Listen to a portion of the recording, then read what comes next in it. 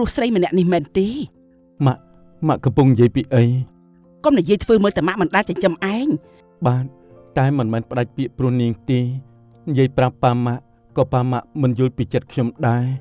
ប៉ាមិនខ្វល់ទេថាឯងស្រឡាញ់អ្នកណាឬផ្ដាច់ពាក្យព្រោះហេតុផលអីតែឯងត្រូវរៀបការជាមួយនឹងធីវិនពេញចិត្តអូននៅបងបានរៀបការជាមួយអូនបានសម្រេចហើយពធធីវិនយើងមិននឹកស្មានថាមនុស្សស្រីពូកែដូចជាឯងបែរជាមកយំនិងបង្ខំចិត្តរស់នៅជាមួយមនុស្សប្រុសម្នាក់ដែលគេមិនបានស្រឡាញ់ឯងសោះអរគុណហើយលោកប្រធានខ្ញុំសុខសប្បាយទេតែចង់មកចំណាយពេលជាមួយគូដណ្ដឹងព្រោះថាចិត្តដល់ថ្ងៃរៀបការហើយយ៉ានេះខ្ញុំគួរនិយាយពាក្យថាអបអរសាទរឬក៏ពិបាកចិត្តទេនេះសុកអតីតក្រាស់មកប្រាប់ថាចិត្តដល់ថ្ងៃរៀបការអញ្ចឹងចាប់ណាស់លោកប្រធានចូលចិត្តតែយករឿងនេះមកនិយាយរឿង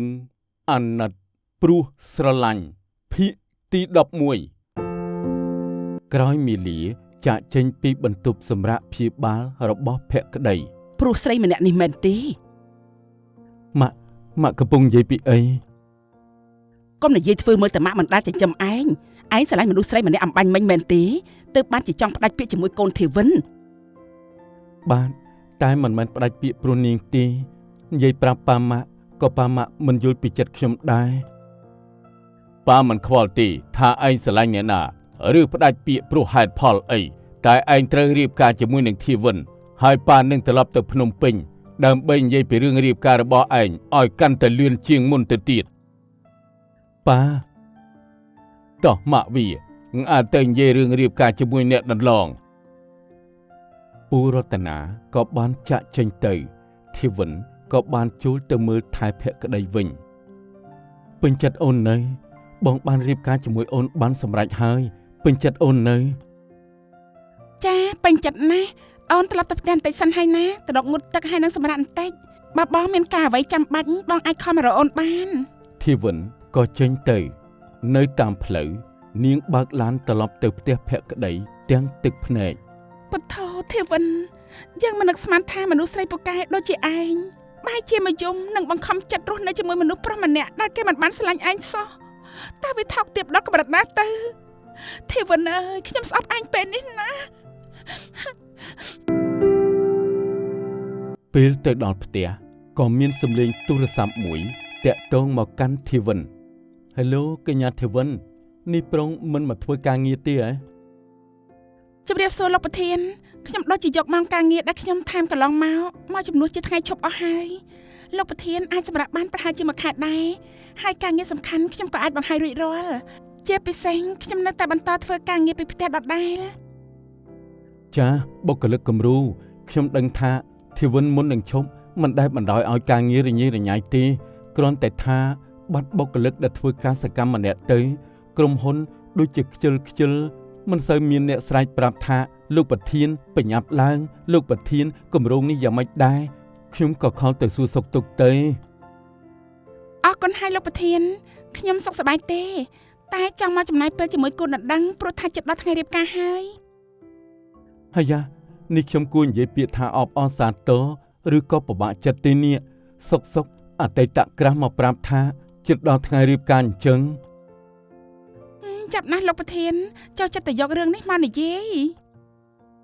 ព្រោះវាជាអារម្មណ៍ល្អបំផុតនៅក្នុងជីវិតខ្ញុំនោះអីនិយាយហើយមានក្តីសុខណាស់អរគុណហើយលោកប្រធានដែលឧស្សាហ៍សួរសុខទុក្ខខ្ញុំអាចទៅធ្វើការងារវិញឆាប់នេះទេមិនឲ្យក្រុមហ៊ុនខាតបង់ទេនាងសំឡេងរបស់ធីវិនដូចជាខ្សោយដូចទើបតែយំយ៉ាងម៉េចមិនដឹងទេ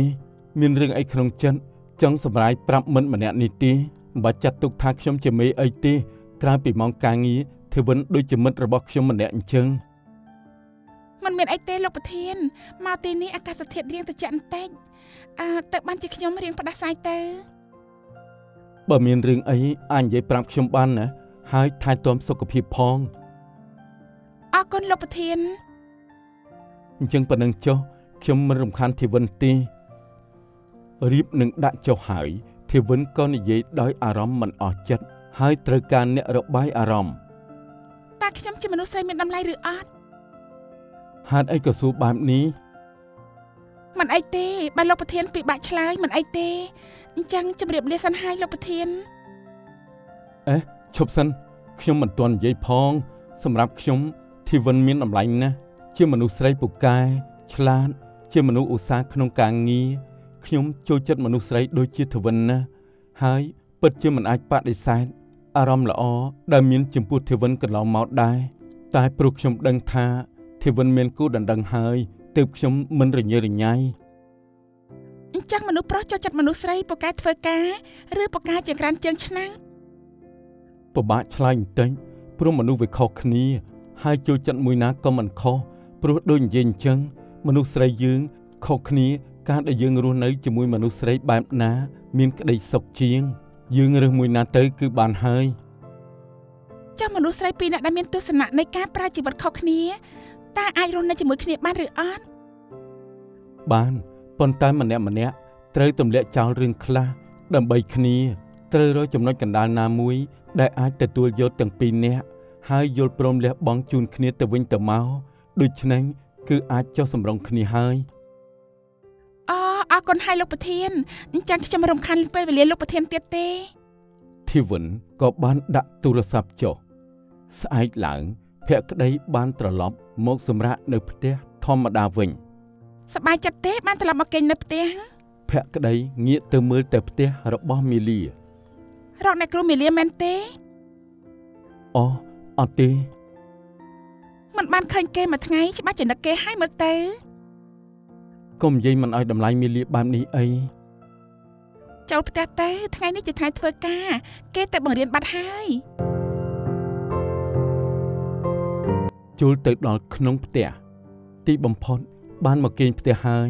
គេងនៅមន្ទីរពេទ្យមិនស្រស់ស្រាយដូចនៅផ្ទះទេបងភក្តីបើអូនដោះលែងបងច្បាស់ជាសប្បាយចិត្តណាស់ហើយមែនទេមិនក៏នៅសុកស៊ូបងបែបនេះព្រោះមើលទៅបងមករយៈចុងក្រោយនេះដូចជាបង្ខំខ្លួនមករស់នៅជាមួយអូនអញ្ចឹងបងដូចជាមិនរីករាយឬមានក្តីសុខដូចដែលនៅជាមួយអ្នកគ្រូមេលាទេតើបងនៅតែស្រឡាញ់គេមែនទេនិយាយត្រង់ចុះបងពិតជានៅស្រឡាញ់គេតែមិនអីទេបងត្រូវតែមានទំនួលខុសត្រូវខណៈពេលដែលអូននិយាយថាអាចរស់នៅជាមួយបងបើទោះជាបងមិនសូវស្រឡាញ់អូនក៏ដោយបងក៏ព្រមតាមការសម្រេចចិត្តរបស់អូនដែរធ្វើឲ្យតែបងសប្បាយចិត្តចុះប្រយោគដ៏ខ្លីមួយនេះបានធ្វើឲ្យភក្តីគាំងហើយទឹកភ្នែករបស់ធីវិនក៏បានហូរមកយ៉ាងសន្ធឹកដែលភក្តីមិនដែលឃើញពីមុនព្រោះនាងជានារីរឹងមាំម្នាក់ស្រឡាញ់បងវាធ្វើឲ្យអូនឈឺចាប់ណាស់ស្រឡាញ់បងវាធ្វើឲ្យអូនស្ទើរតែលែងឃើញតម្លៃរបស់ខ្លួនឯងទៅហើយអូនគិតថាបើនៅបន្តទៀតអូនអាចនឹងភ្លេចហើយថាតាមពិតអូនជាមនុស្សស្រីមានតម្លៃកម្រិតណាមួយរយៈចុងក្រោយនេះអូនដូចជាបានឲ្យបងនិងនារីម្នាក់នោះមកកំណត់តម្លៃរបស់អូនណាអូនមិនអាចបន្តនៅក្នុងអារម្មណ៍បែបនេះទៀតទេបងសុំទោសបងនិយាយឲ្យថាបងនឹងរស់នៅជាមួយអូនកុំយំបែបនេះអីបងអាចជាមិនដែលឃើញអូនយំរហូតដល់ភ្លេចគិតទៅថាអូននេះក៏ចេះយំដូចស្រីដទៃដែរបងភក្តីបងអាក្រក់ណាស់បងធ្វើបាបអូនបងដាច់ចិត្តណាស់បងមិនដែលឲ្យនារីម្នាក់មកបំផ្លាញទំនាក់ទំនងយើងអូនស្អប់បងណាស់ភក្តីបានស្ទុះទៅអោបធីវិនជាការលួងលោមតែយ៉ាងណាក៏បងមិនអាចត្រឡប់មកស្រឡាញ់អូនដូចមុនដែរអូនដឹងច្បាស់ណាស់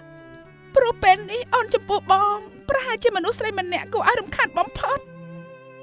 កុំគិតអញ្ចឹងអីធីវិនបងសូមផ្ដាច់ពាក្យពីអូនមិនមែនព្រោះតែអូនជាមនុស្សអាក្រក់ទេតែព្រោះតែការរស់នៅនិងគោលដៅជីវិតយើងវាមិនដូចគ្នាបងអាត្មានិយមដែលមិនអាចលះបង់ដើម្បីអូនបានហើយរឹតតែមិនអាចឲ្យអូនលះបង់ក្តីសម័យខ្លួនឯងមករស់នៅជាមួយបងបានទើបបានជាបងយល់ថាយើងមិនអាចរួមដំណើរជីវិតដ៏វែងឆ្ងាយជាមួយគ្នាបានសូមអូនលើកលែងទោសឲ្យបងផងណានេះបងនៅមានមុខមកឲ្យអូនលើកលែងទោសឲ្យបងទៀតទេបងចង់ឲ្យអូនចាំថាបងសូមផ្ដាច់ពាក្យពីអូនមិនមែនព្រោះតែអូនមិនល្អស្មើនឹងអ្នកណានោះទេអូនគឺជានារីដែលល្អបំផុតគ្រាន់តែមនុស្សស្រីល្អបំផុតដូចជាអូនប្រុសដូចជាបងមិនស័ក្តិសមនឹងអូននោះទេ សម្ដីមនុស្សប្រុសដូចបងអូនលែងជឿទៀតហើយ ធីវិន អូនព្រមដោះលែងបងហើយតែបងទៅដោះស្រាយរឿងបងជាមួយនឹងប៉ាម៉ាក់ដល់ខ្លួនឯងទៅអូនមិនហ៊ាននិយាយទេ អរគុណអូនហើយរឿងនេះចាំបងជាអ្នកចាត់ចែងដោយខ្លួនឯងចុះ អញ្ចឹងបងនៅទីនេះមើលថែខ្លួនឯងទៅខ្ញុំទៅភ្នំពេញវិញហើយមកប្រហែលថ្ងៃនេះអូនខាត់ការងារច្រើនណាស់ហើយក៏គ្មានបានអ្វីត្រឡប់មកវិញដែរ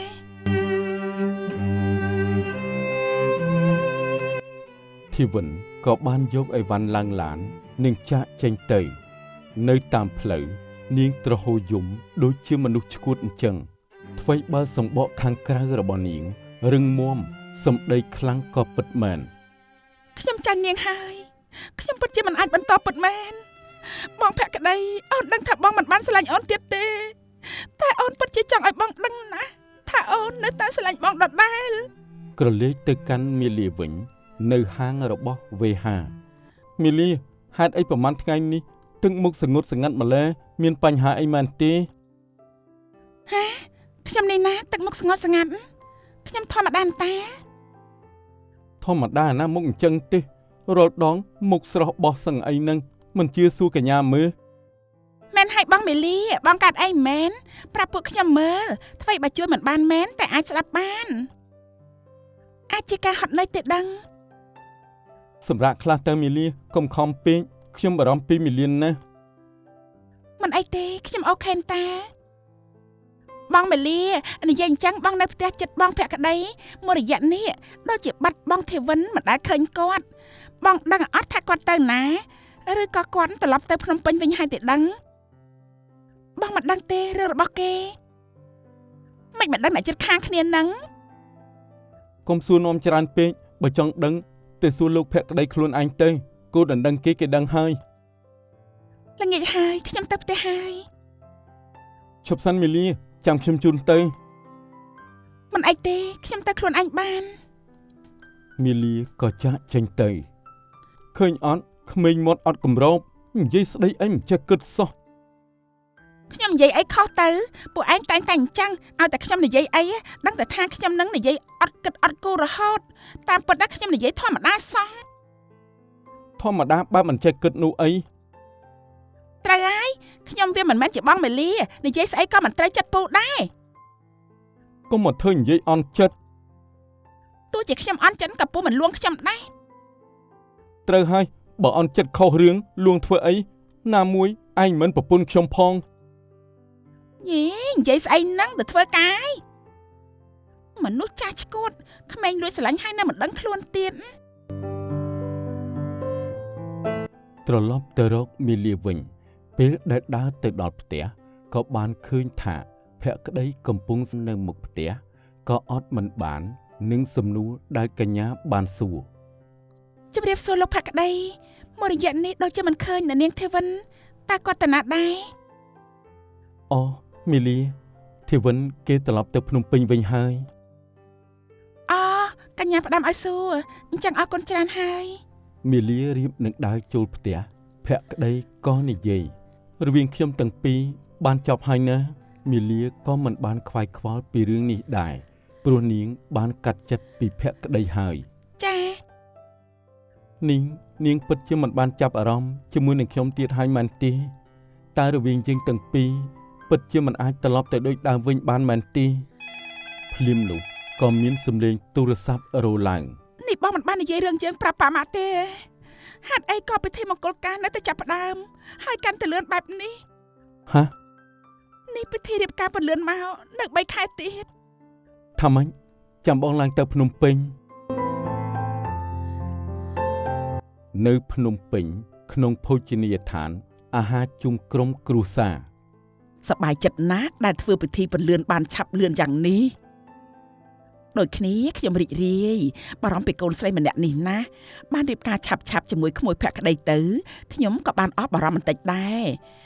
ហើយនេះបើពិធីពន្លឿនយ៉ាងនេះកូនកំឡោះកូនកំមុំសប្បាយចិត្តឬអត់ណោះ ទាំងពីរនាក់មិនបានឆ្លើយច្បាស់ជារំភើបនិយាយអីមិនចេញហើយ ពេលដែលសំលេងសើចក៏ក្អឹកឮនៅតុអាហារ កាន់តែធ្វើឲ្យធីវិននិងភក្តីមិនដឹងថាត្រូវចាប់ផ្ដើមដោយរបៀបណាហើយរកនិយាយអ្វីមិនត្រូវសោះ